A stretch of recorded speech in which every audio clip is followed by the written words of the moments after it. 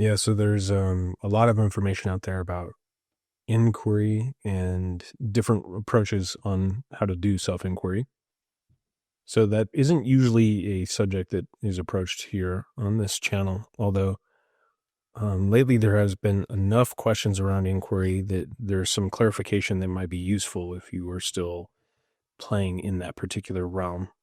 It does seem like inquiry at some point eventually reaches a threshold and moves from a internal verbalized experience, questions in that regard, and starts to transition into something more akin to an energetic curiosity, which however it's showing up is fine.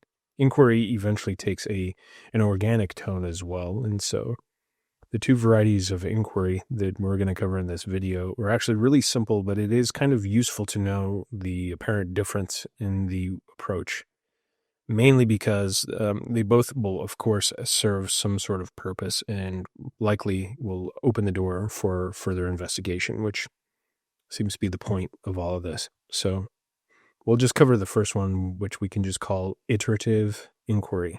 And if we look at the definition of iteration, or anything that is iterative, it is something that is on a type of repeat. It's repeating the same sequence over and over and over. And iterative inquiry seems to be the variety of inquiry that is most often engaged with. So for instance, to ask, who am I? And then to see if an answer arises or if anything shows up there. And in response to an answer that may arise or anything else that may show up, to ask the question again in iteration, to repeat that question, who am I? And then to ask it again and again and again. And some recommendations are that we stick with an iterative inquiry for at least a period of 3 weeks, and we stay very dedicated to that type of inquiry if we're going to use that as a method of exploration. That form of inquiry can be really powerful, actually. And the persistence and the single-pointed focus of that type of iteration can start to reveal a lot. So it's not that we're rejecting any type here or creating a sense of one or the other. In fact, if you are going to engage in any type of inquiry, the important part here is that you add the variety without creating another form of exclusion. In other words, if you're going to choose to practice any of these types of inquiry, practice both and just see what the natural rhythm and intuition that shows up there is. And the second form of inquiry here is recursive inquiry. And recursive inquiry is maybe a little bit more penetrating.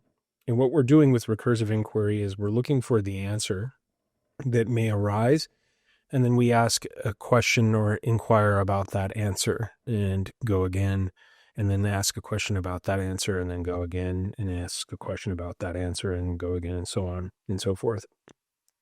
You may find that recursive inquiry tends to be a little bit more penetrating, but that doesn't necessarily mean that it holds more or less value. It just will kind of create its own particular point of engagement, and that's what we're looking to do here. So an example of recursive inquiry would look something like this. You could ask, who am I? And then if the answer comes up, well, my name is Bob.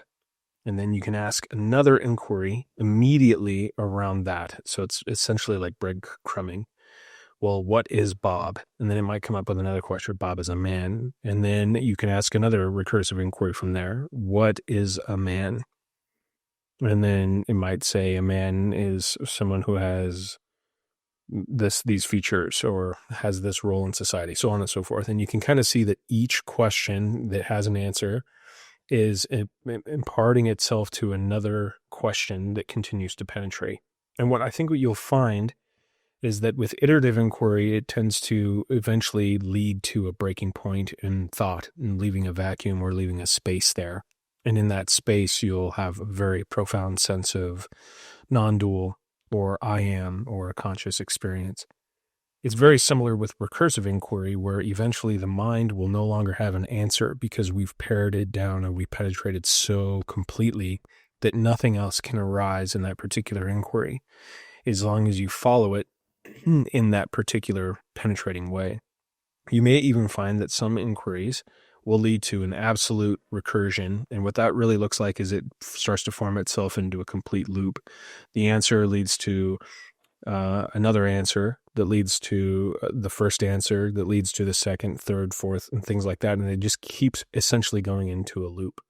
That's also fine. But what you might find there is the mind is attempting to essentially create that recursive nature of inquiry and therefore essentially create a trap.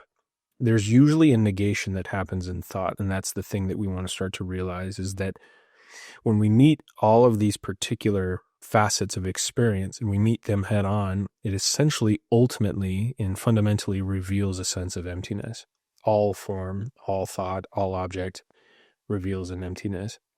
And using these two methods of inquiry can start to reveal that emptiness, which is, it's bound to energetically create or reveal a sense of maturity that's already present. And that sense of maturity that's already present is already completely in concert and has full realization of the emptiness that is seemingly this reality. So if we can continuously prove in real time through our engagements that all engagement leads to a sense of emptiness, then we will start to have a fundamental sense of that emptiness with all form. And once we recognize that all form is inherently empty, we will also recognize that all emptiness is inherently form, and that particular paradox begins to rise acutely and fundamentally and powerfully on its own. So I would really, really appreciate to hear how these two varieties of inquiry come up. And if you've practiced recursive or iterative inquiry, what are your experiences in inquiry in this way? Because even though inquiry isn't usually the primary recommendation on this channel, there is a lot of value to inquiry, because what it really does is it starts to pare down the processes and the mechanisms of the mind into something that we realize is inherently not there or not really happening. It's essentially kind of improving on its own. And when we continue to improv with that, it finally starts to reach a sense of limitation. And when approaching that particular boundary of limitation, it becomes inherently moot and begins to reveal something. What remains when there is no thought? What remains when this iterative or this recursive inquiry reaches its crescendo? That's kind of what we're looking to do here.